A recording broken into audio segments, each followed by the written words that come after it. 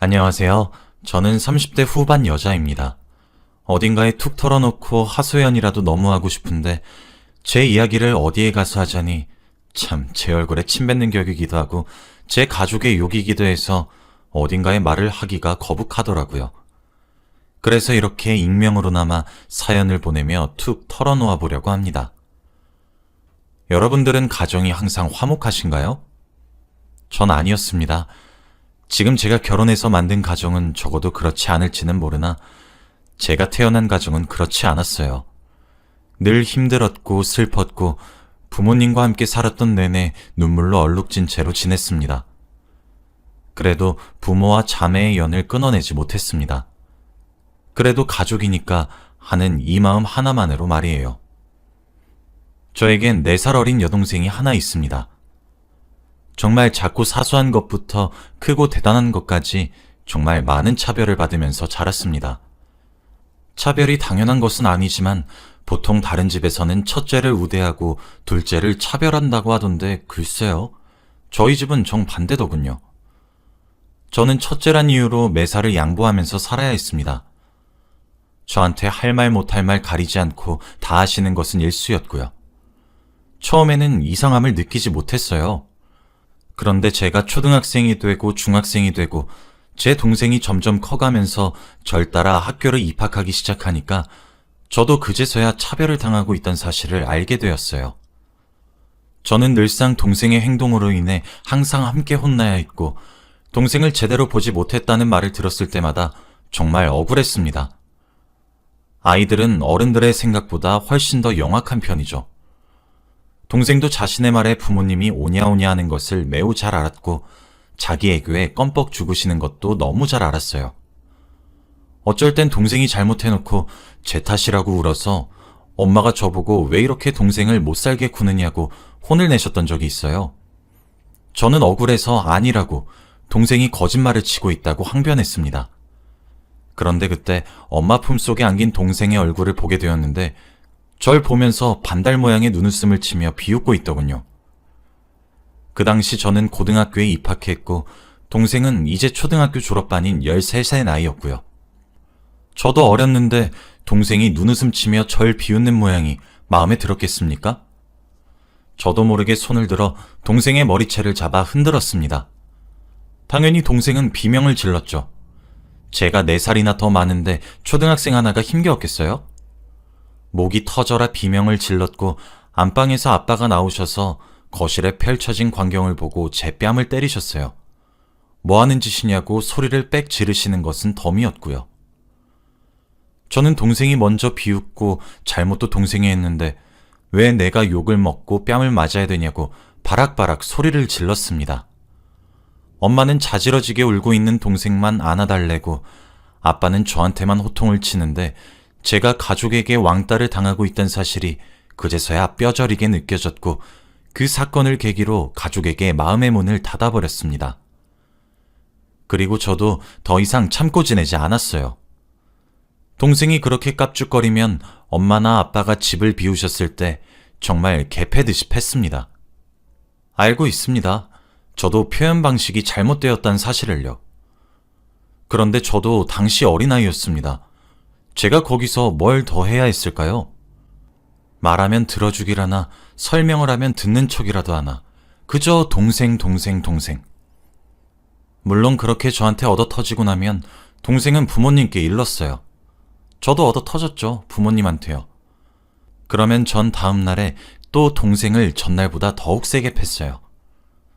4살 어린 악마 같은 동생 하나 못 이겨서 부모님께 억울하게 처맞는 내가 너무 불쌍했고 동생 하나 못 잡아서 휘둘리기도 싫고 분노가 넘실넘실 되더라고요.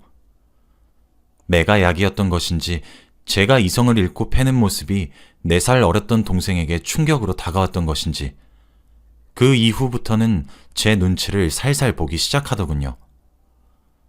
저는 동생을 사람 취급도 하지 않아 말도 걸지 않았는데 동생이 제게 시비를 걸지 않으니 자연히 저희의 피 터지는 싸움은 잠시 일단락되었어요.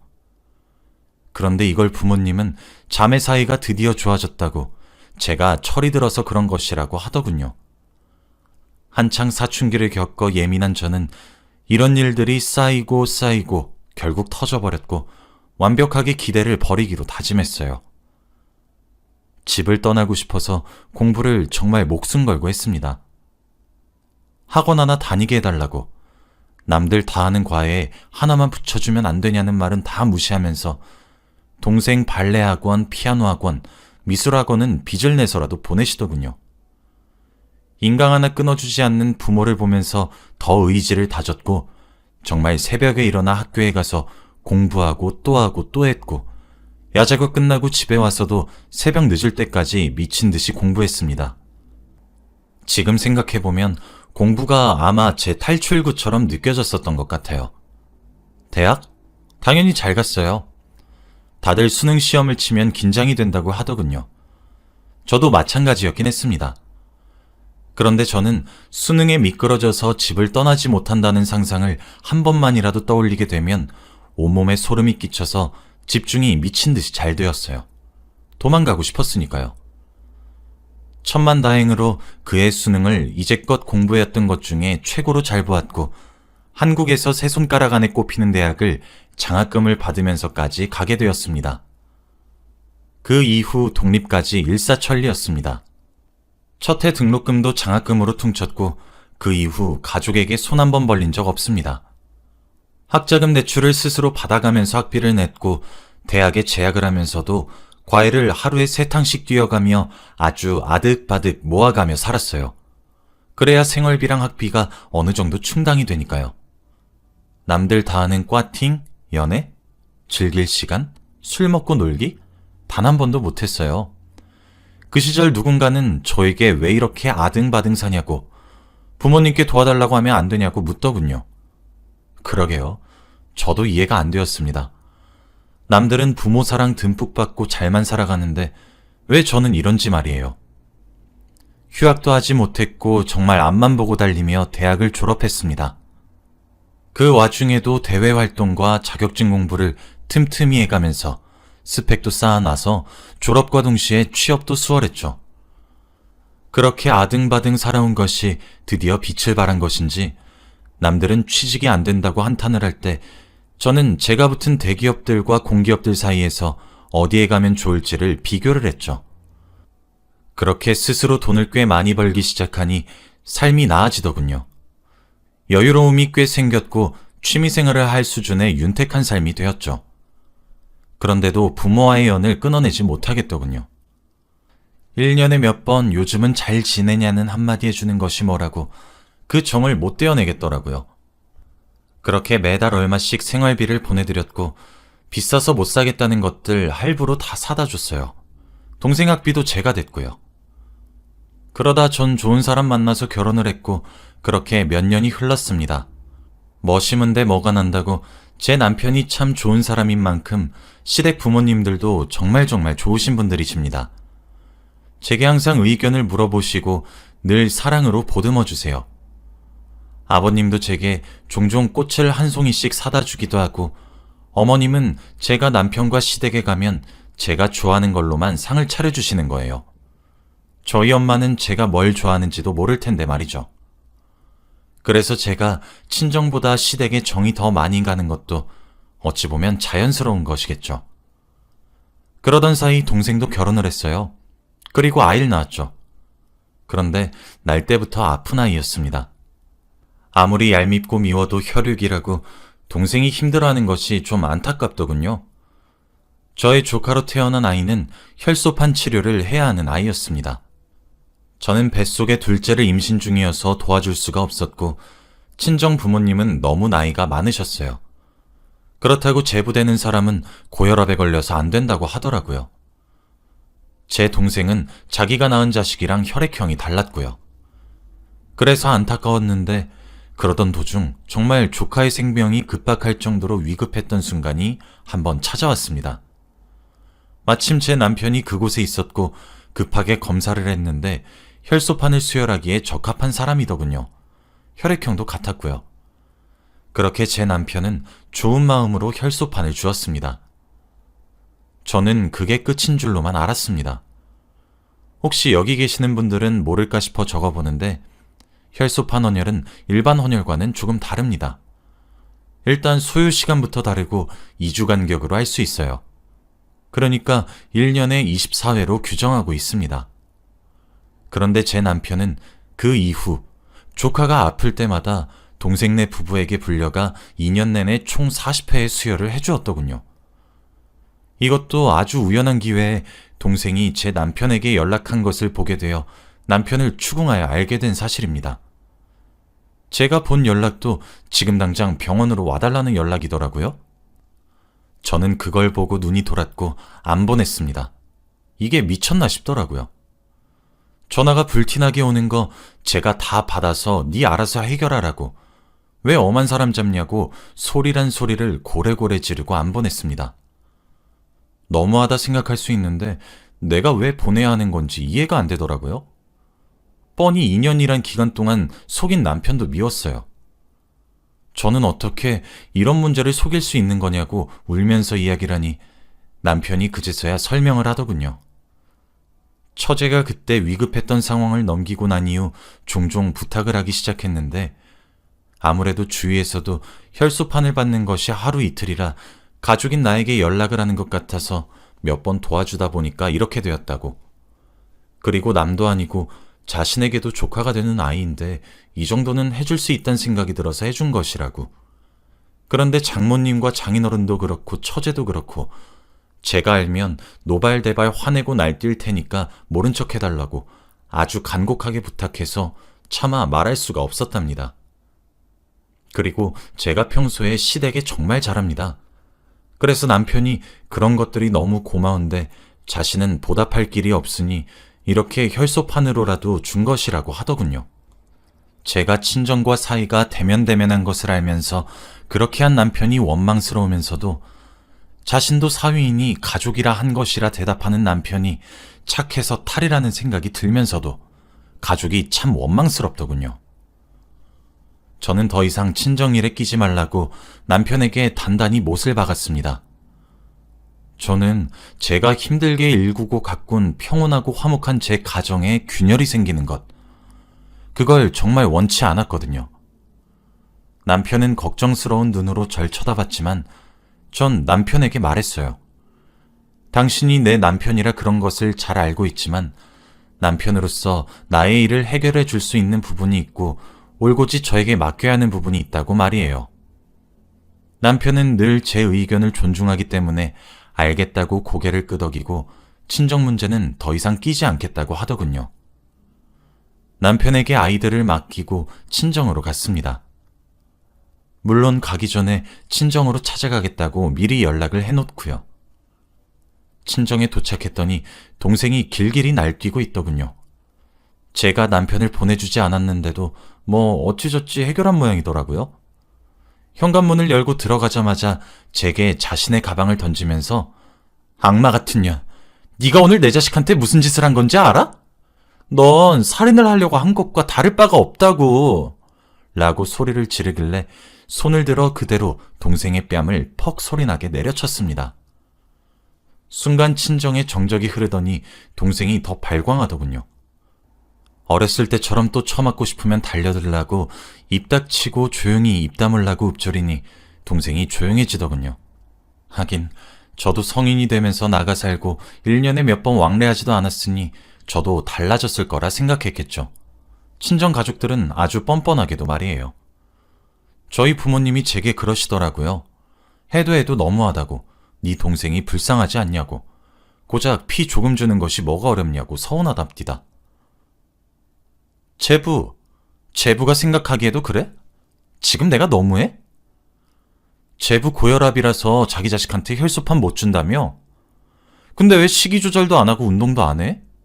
술은 여전히 꽐라가 될 때까지 마시고 왜 내가 오자마자 제부 몸에서 나는 담배 냄새를 맡아야 되는 거야? 어?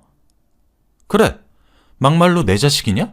니들이 싸질러 나온 자식인데 왜 우리 가족한테 부양을 강요해? 양심이 적당히 있어야 되는 거 아니야? 대체 무슨 권리로 나한테 그래?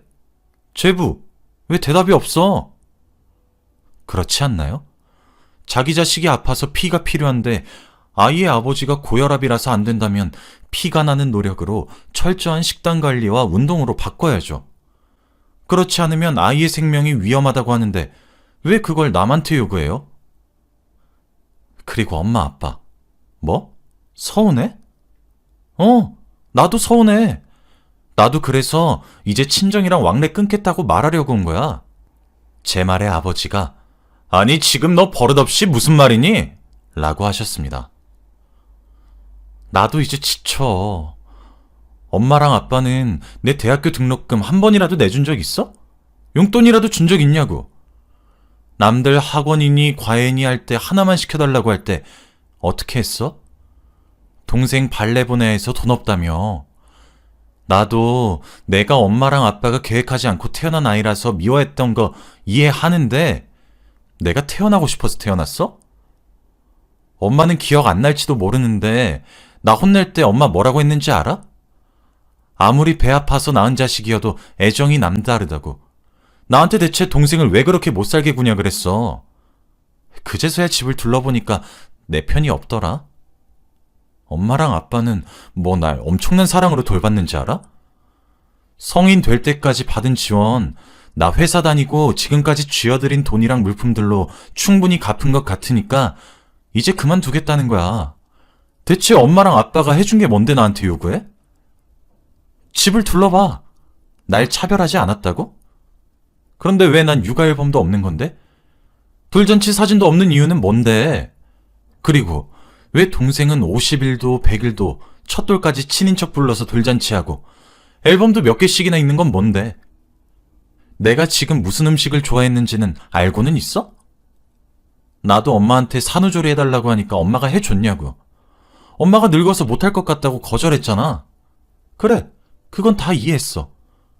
근데 왜 그 다음에 동생은 산후조리를 해줘? 대체 내가 뭘 그렇게 엄마랑 아빠한테 못했는데 돈 모자라단 연락 오면 입 다물고 보냈고 지금까지 보내준 돈만 해도 1억이 넘어. 내가 호구로 보였던 것밖에 더 돼? 내가 만만하냐고. 내가 조금만 따뜻한 말 한마디 해주면 해실거리면서 또 해달라는 건 다 해주니까 만만했어? 그래서 내 남편도 호구 취급해? 그리고 너도 인생 그렇게 살지마 미친년아. 내가 2년 동안 까맣게 모르고 남편이 40차례나 혈소판 제공한 것만 생각하면 화가 나다 못해 피가 거꾸로 솟아서 너 지금 어디 처 매달아 놓고 반 죽이고 싶은 거 겨우 참고 있으니까. 몸 사리고 입 잘 놀리면서 살아. 한 번만 더 바르작거렸다간 너 죽고 나 사는 수가 있으니까. 알겠니? 한 번만 더 내가 이룬 가정에 분탕질 하려는 기미 한번 보여봐. 어떻게 되나 궁금하면 어디 한번 해봐. 아버지의 노성에 저도 그간 쌓아놨던 말을 다다다 했습니다. 사실 제가 느껴왔던 불합리함의 10분의 1도 채 다 말하지 못했어요. 그런데 제 말에 다들 놀란 듯 하더라고요. 이제 나한테 돈 달라고도 하지 마. 번호도 바꿀 거고 이사도 갈 거야. 나도 이제 부모 없는 듯이 살 거야. 엄마랑 아빠는 뭐 늘상 그랬듯이 동생만 생각하면서 살아. 언제 한번 첫째 딸 생각해왔던 것처럼 가증스럽게 굴지 말고. 그리고 너도 제발 두 팔 두 다리 멀쩡하면 네 인생 네가 구제해. 사람 짜증나게 하지 말고. 나는 너 엄마 아빠 돌아가실 때나 볼 거니까 제발 연락 좀 하지 말고 찾지 좀 마. 엄마랑 아빠도 제발 이제 좀 사랑받고 안정적으로 살고 있는 나 좀 내버려 두라고. 나한테 미안하고 죄스러운 마음이 조금이라도 있으면 좀 냅두라고. 전 가족들에게 마지막 경고를 하고 그렇게 친정을 한바탕 휘젓고 나갔고 집으로 돌아와서 남편에게 안겨 엉엉 울었습니다. 아무래도 남편은 제 이야기를 들으며 할 말을 고르는 듯한 표정이었지만 결국 제게 잘했다고 하고 자신도 제 친정과 거리를 두겠다고 하더군요. 그렇게 친정과 연을 끊고 황급히 이사를 갔어요. 번호도 바꿨고 잘 지내고 있었습니다. 그런데 며칠 전에 엄마가 제 회사에 찾아오셨더라고요. 반찬들을 바리바리 싸서 말이에요. 참 기가 차죠? 회사까지 찾아온 것은 주위 사람들 눈치도 보여서 결국 엄마를 데리고 커피숍에 데려갔더니 엄마가 그제서야 제게 사과를 건네시며 눈물을 흘리시더라고요. 제 나이 30을 훌쩍 넘어 이제 40을 바라보고 있는데 말이에요. 정말 하나도 안 슬펐고 어이가 없었습니다. 돈 필요해서 이러냐는 제 질문에 아니라고, 정말 미안하다고, 그날 제가 그렇게 소리를 버럭버럭 지르고 며칠 동안이나 생각을 해봤는데 이제서야 죄를 알겠다고, 그래서 온 것이라고 하더라고요. 이제라도 늦었겠지만 엄마랑 딸처럼 지내보자고 하면서요. 그래서 집에 찾아갔더니 이사 가구 없고 저랑 남편의 번호도 바뀌어 있고 시댁에 연락하기엔 염치가 없고, 그래서 제가 다니고 있는 회사로 찾아오셨다고 하더군요. 정말 하나도 반갑지 않았어요. 사과도 화해하자는 손길도, 만약 제가 이렇게 빵 터지기 전에 먼저 내밀었으면 좀 달라졌을까요? 저는 그날 엄마가 들고 오신 반찬통을 그대로 엄마 손에 쥐어드리고 다시 돌려보냈습니다. 너무 늦었다고, 저는 이미 시댁을 친정으로 생각하기로 했다고 하면서요. 엄마가 서럽게 눈물을 흘리시는 걸 보면서도 가슴 하나 아프지 않더군요. 돈이 필요해서 돈 잘 버는 딸 자식 놓치기 싫어 흘리는 악어의 눈물처럼만 보이더군요. 제 등골을 빼먹던 친정이 사라지니 삶이 더욱 윤택해지고 제 아이들과 남편, 그리고 시댁에 쏟아부을 수 있는 금전적 여유도 생겨서 저는 좋습니다.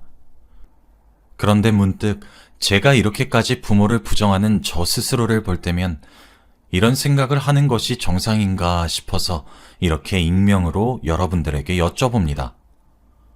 여러분들이 보기에도 제가 너무 과한 처사인가요? 아니면 이해가 되시나요? 어떤 말이든 겸허히 받아들일 겁니다. 여기까지가 제 이야기였고 끝까지 들어주셔서 감사합니다.